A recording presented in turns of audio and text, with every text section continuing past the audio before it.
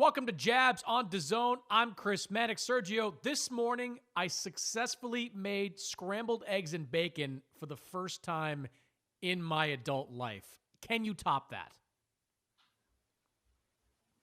Man, I've been getting down with my chef hat, black and swai. Well, first of all, I'm like, brunch is my favorite thing to do, but black and swai, lasagna, meatloaf, shrimp tacos, ceviche, a little bit of everything on my side. I love to cook, Chris. Yeah, you love to cook. I love to order, so that balances each other out there. All right, let's throw some jabs, Sergio. All right, whenever we get back to boxing, one of the first super fights could be a third fight between Canelo Alvarez and Gennady Golovkin. And this week, we had our first bit of trash talk. Eddie Reynoso, the trainer for Canelo, he said in an interview that if these two fight a third time, it will end with Golovkin being knocked out. So buy or sell, Sergio, Canelo will knock out Triple G. I am buying. These guys know each other too well. They're two fighting machines. They're like the Terminator. Both these guys going after each other, and one of them will get destroyed in the end. They just know each other too well now. I got to favor the fact that Canelo's 10 years younger now, the faster fighter. Golovkin just turned 38 years old, and Father Time is undefeated. We know that. The thing that Golovkin has going for him, other than the fact that he went 24 rounds with Canelo, is the fact that he's never relied on moving with his legs. He's never been much of a nifty-footed fighter, so the legs will still be there, but it's the reaction time that's going to fail the older fighter. It's the ability to take a punch, and we saw that with Derevyanchenko hurting him to the body as well. So that's what's going to actually end up hurting the older fighter in Golovkin, and I am buying what Eddie Reynoso is selling. I think Canelo stops the fighting monster. Yeah, I'm selling for two reasons. One, Golovkin has got an excellent chin. We have not seen Golovkin knocked down in his professional career, and to my knowledge, Sergio, we haven't even seen him hurt. I mean, he has gone 24 rounds with Canelo Alvarez. He took some shots, especially in that second fight, but we really haven't seen Golovkin hurt as a professional, and that speaks to that iron chin of his. The other side of it is Canelo is a big puncher. He is a fast puncher, but if you look back at Canelo's history, his knockouts have not come against the elite opponents. I'm looking at Floyd Mayweather, Erislandy Lara, Miguel Cotto, the two fights with Triple G, Daniel Jacobs. All those fights have one thing in common. They all ended in the decision. It's not a negative. It's just that when the competition ramps up to the top, it usually ends with Canelo involved in a decision. So I think he's a favorite in that fight against Triple G, but I don't look at him as a favorite to knock him out. Yeah, but that's the case with any elite fighter. Once they start fighting other elite fighters, the knockout ratio goes down. It's not just with Canelo and Golovkin. You can go down the line. They're still going to get knockouts, but they're not going to get them like they used to get them. Another thing is we're not used to seeing Triple G fight as a 38-year-old or as a 37-year-old. So that's the reason we're going to see something different, because he's already an older fighter. He's been hurt. He was almost knocked out in his last fight versus Derevyanchenko, who is a top contender, but he's not a championship pit bull like Canelo. So once Canelo really gets those explosive combinations going, backing up Golovkin, and if he hurts him to the body, it's going to be one of these Terminators is going out, and I think it's going to be Triple G. I don't think Golovkin was almost knocked out by Derevyanchenko. Do you? I mean, I thought he was hurt a couple of times, not badly enough that he would get knocked out.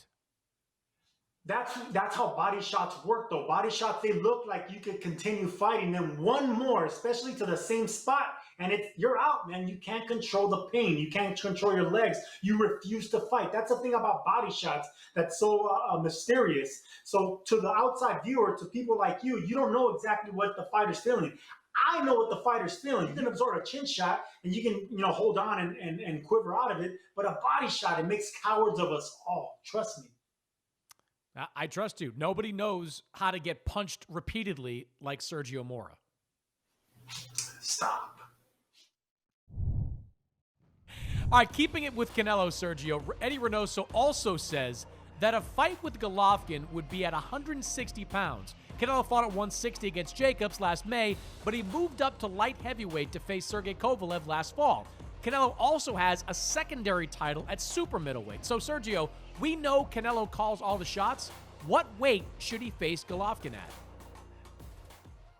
Canelo is about 5'8", 5'9" at most. He has a wide neck. He's built like a little bulldozer, like a pit bull, like I just said. So he's not meant to go any higher than 160, in my opinion. Some of the biggest middleweights aren't over 5'10", 5'11", and they're stacked at 168 pounds and 175 pounds. That's when you start getting to massive fighters, fighters that are well over 6 foot, longer reach, and the rehydration, which is the most important thing. They weigh in at 168, 175, but they rehydrate to 180, 190, and sometimes even more. Canelo's not rehydrating over 170, 175 at most, I would say, if he wants to keep his physique. So his ideal weight at 5'8" is 160 pounds. But like you touched on earlier, he hasn't been able to stop the elite fighters at 160. He wasn't able to stop Daniel Jacobs. He didn't stop Golovkin. So he's only going to have more trouble the higher he goes in weight.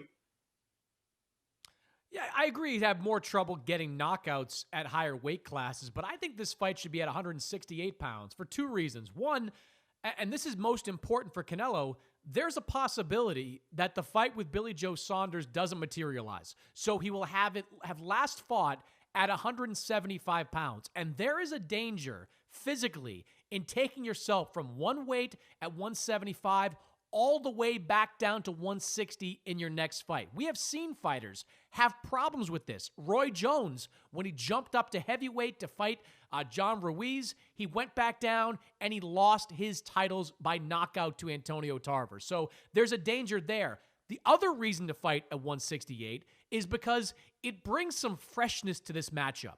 We've seen these two guys fight at 160. They've fought two terrific fights. But now that we have Golovkin a little bit older, maybe add something new to it. Say, let's fight at 168. We know Canelo has that title. He got it off Rocky Fielding. And Golovkin, even though he's a career middleweight, just 2 fights ago, fought at 164 against Steve Rolls. So it's not a weight class he's totally unfamiliar with. So 160, okay, I don't mind seeing that. But I think the best fight between these two guys happens at 168 pounds.